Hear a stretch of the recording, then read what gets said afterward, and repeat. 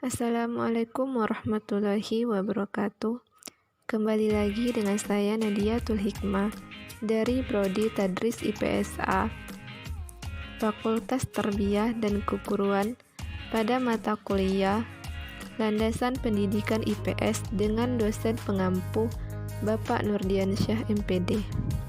Pada video kali ini, saya akan menyampaikan atau mempresentasikan tentang landasan hukum atau yuridis pendidikan, terkhususnya di Indonesia.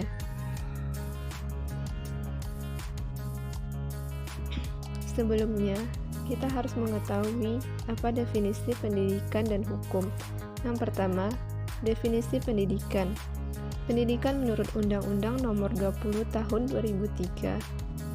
Pendidikan adalah usaha sadar dan terencana untuk mewujudkan suasana belajar dan proses pembelajaran agar peserta didik secara aktif mengembangkan potensi dirinya untuk memiliki kekuatan spiritual keagamaan, pengendalian diri, kepribadian, kecerdasan, akhlak mulia, serta keterampilan yang diperlukan dirinya, masyarakat, bangsa, dan negara. Yang kedua, definisi hukum. Hukum adalah peraturan yang di dalamnya terdapat norma dan berfungsi untuk melindungi hak manusia atau bukan manusia, baik tertulis atau tidak, yang berisikan perintah atau larangan atas suatu perbuatan yang menjadi pedoman masyarakat di mana hukum itu berlaku. Landasan hukum atau yuridis pendidikan dapat didefinisikan sebagai seperangkat konsep peraturan perundang-undangan yang berlaku yang menjadi titik tolak atau acuan yang bersifat material ataupun bersifat konseptual dalam rangka praktik pendidikan dan studi pendidikan. Perundang-undangan yang menjadi titik tolak sistem pendidikan di Indonesia yang meliputi sebagai berikut. Yang pertama, pembukaan Undang-Undang Dasar 1945. Yang kedua, Undang-Undang Dasar 1945 sebagai landasan yuridis pendidikan Indonesia. Yang ketiga, ada Pancasila. Yang keempat adalah ketetapan Majelis Permusyawaratan Rakyat. Yang kelima, undang-undang dan peraturan pemerintah. Yang keenam, keputusan presiden. Yang ketujuh, keputusan menteri. Yang kedelapan, instruksi menteri. Ada berbagai bentuk masalah hukum pendidikan yang ada di Indonesia. Berikut adalah masalah hukum pendidikan di Indonesia yang akan diulas satu persatu. Yang pertama adalah masalah pemerataan pendidikan. Di Indonesia sendiri, pendidikan itu tidak merata di setiap tempat atau daerah di Indonesia. Ada tempat yang pendidikannya maju dan ada pendidikannya yang terbelakang. Yang kedua, sarana dan prasarana pendidikan di Indonesia yang masih kurang. Yang ketiga, acuan mutu pendidikan yang masih kurang. Yang keempat, tata kelola guru. Tata kelola guru di sini dinilai masih kurang atau masih jauh dari harapan. Yang kelima, pendidikan dan tenaga pendidik kurang inovatif. Yang keenam, mahalnya biaya pendidikan yang menyebabkan banyaknya angka putus sekolah di Indonesia. Yang kedelapan, sistem rekrutmen dan distribusi guru yang masih kurang. Yang kesembilan, sistem evaluasi belajar yang masih kurang. Yang ke-10, ketidaksesuaian antara dunia pendidikan dengan dunia kerja. Yang ke-11, kekerasan dalam dunia pendidikan. Yang ke-12, pungutan liar di sekolah masih merajalela. Yang ke-13, sekolah untuk kelompok difabel. Di kelompok difabel di Indonesia, sekolahnya itu masih terbilang kurang. Yang terakhir, pendidikan agama dan pendidikan mental belum maksimal diberlakukan di Indonesia.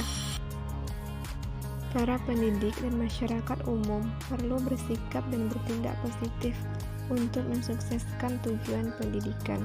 Tujuan pendidikan antara lain yang pertama, memberikan dorongan kepada peserta didik dan warga belajar untuk belajar terus-menerus. Selanjutnya, mengurangi beban kerja anak-anak manakala mereka harus membantu meringankan beban ekonomi orang tuanya. Yang ketiga, membantu menyiapkan lingkungan belajar dan alat-alat belajar di rumah untuk merangsang kemauan belajar anak-anak. Yang keempat, membantu biaya pendidikan. Kelima, mengizinkan anak pindah sekolah bila ternyata sekolah semula sudah tidak dapat menampung. Yang keenam, bila diperlukan, membantu menyiapkan gedung untuk lokasi belajar. Yang ketujuh, bersedia untuk menjadi narasumber untuk keterampilan-keterampilan tertentu yang banyak dibutuhkan para pendidik dasar tingkat-tingkat akhir. Yang kedelapan, mengizinkan peserta didik dan warga belajar magang di perusahaan-perusahaan dan perdagangan-perdagangan. Yang kesembilan, responsif terhadap kegiatan-kegiatan sekolah, terutama yang dilaksanakan di masyarakat. Yang terakhir, bersedia menjadi orang tua angkat atau orang tua asuh bagi anak-anak yang sudah tidak memiliki orang tua atau orang tuanya tidak mampu membiayai anak-anaknya.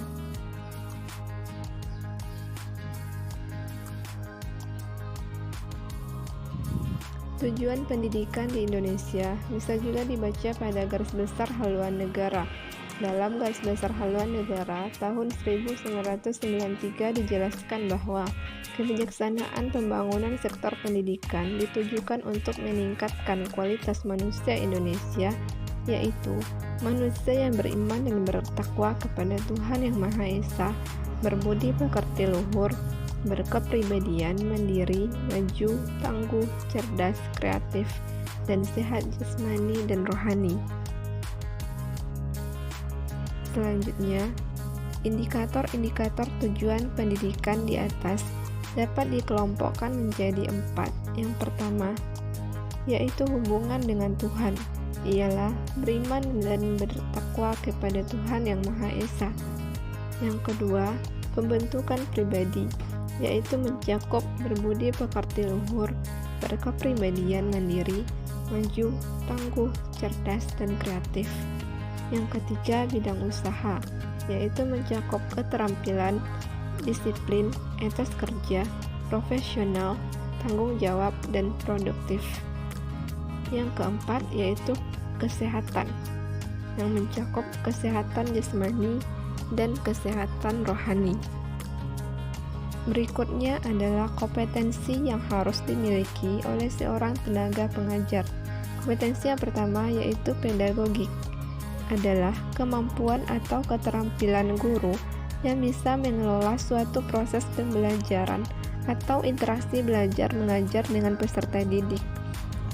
Yang kedua yaitu kompetensi kepribadian, adalah kemampuan personal yang mencerminkan kepribadian yang stabil, dewasa, arif, berwibawa, dan menjadi teladan bagi peserta didik dan berakhlak mulia. Ada upaya-upaya yang bisa dilakukan untuk mengoptimalkan kualitas guru dengan mengoptimalkan kompetensi pedagogik dan kompetensi kepribadian. Ada 2 macam upayanya. Yang pertama adalah melaksanakan proses belajar mengajar. Yang kedua, melaksanakan penilaian proses belajar mengajar. Berikut adalah penjelasannya. Yang pertama, melaksanakan proses belajar mengajar. Melaksanakan proses belajar mengajar merupakan tahap pelaksanaan program yang telah disusun. Dalam kegiatan ini, kemampuan yang dituntut adalah kreatif guru menciptakan dan menumbuhkan kegiatan siswa belajar sesuai dengan rencana yang telah disusun. Yang kedua, melaksanakan penilaian proses belajar mengajar. Penilaian proses belajar mengajar dilaksanakan untuk mengetahui keberhasilan perencanaan kegiatan belajar mengajar yang telah disusun dan dilaksanakan. Penilaian diartikan sebagai proses yang menentukan betapa baik organisasi program atau kegiatan yang dilaksanakan untuk mencapai maksud-maksud yang telah ditetapkan. Kesimpulan yang dapat ditarik dari penjelasan mengenai landasan hukum atau yuridis pendidikan, yaitu hubungan antara pendidikan dan hukum bisa dikatakan sangat erat sekali. Pemerhati pendidikan pasti akan bercita-cita bagaimana pendidikan dapat berjalan dengan baik, dan untuk mendukung eksistensi pendidikan, maka dibuatlah sebuah undang-undang yang mengatur tentang hukum pendidikan itu agar menjadi sebuah norma dan juga patokan sistem pendidikan.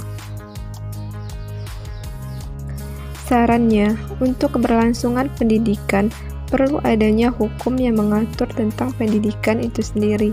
Oleh karena itu, sudah seharusnya pendidik memahami landasan hukum pendidikan itu sendiri.